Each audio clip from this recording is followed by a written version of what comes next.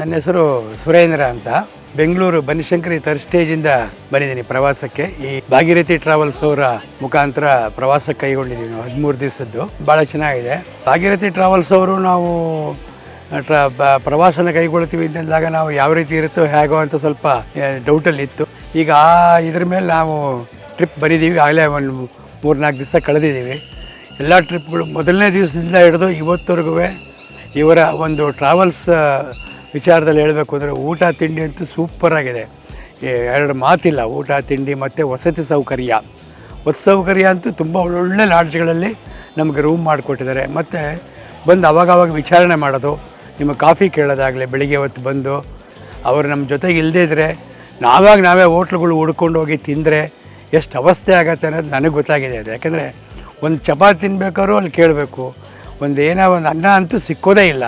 ನಮಗೆ ಎಲ್ಲೂ ಏನೂ ವ್ಯತ್ಯಾಸ ಆಗದೆ ಇರೋವಂಥ ಒಂದು ಆಹಾರನ ಒದಗಿಸಿದ್ದಾರೆ.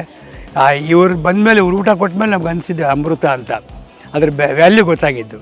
ಸೊ ಹಾಗಾಗಿ ಇವರ ಪ್ರವಾಸ ಕಾರ್ಯಕ್ರಮ ತುಂಬ ಚೆನ್ನಾಗಿದೆ. ಮತ್ತು ಕ್ಷೇತ್ರ ದರ್ಶನಗಳನ್ನ ತೊಗೊಂಡಾಗ ಇವರು ಭಾಳ ಪ್ಲ್ಯಾನಿಂಗಾಗಿ ಕರೆಕ್ಟಾಗಿ ಆ ಟೈಮ್ಗೆ ಸರಿಯಾಗಿ ಕರೆಕ್ಟಾಗಿ ಕರ್ಕೊಂಡೋಗಿ ಆ ದೇವಸ್ಥಾನಗಳ ಹತ್ರ ನಿಲ್ಲಿಸಿ ಅವರು ಅದನ್ನು ಬರೇಳಿ ಇಷ್ಟು ನಿಮಿಷ ಅಂತ ಟೈಮ್ ಕೊಟ್ಟು ಅಲ್ಲಿ ಬಂದು ಎಕ್ಸ್ಪ್ಲೈನೂ ಮಾಡಿ ನಮಗೆ ದೇವರ ದರ್ಶನಗಳನ್ನ ತುಂಬ ಚೆನ್ನಾಗಿ ಮಾಡಿಸ್ತಾ ಇದ್ದಾರೆ.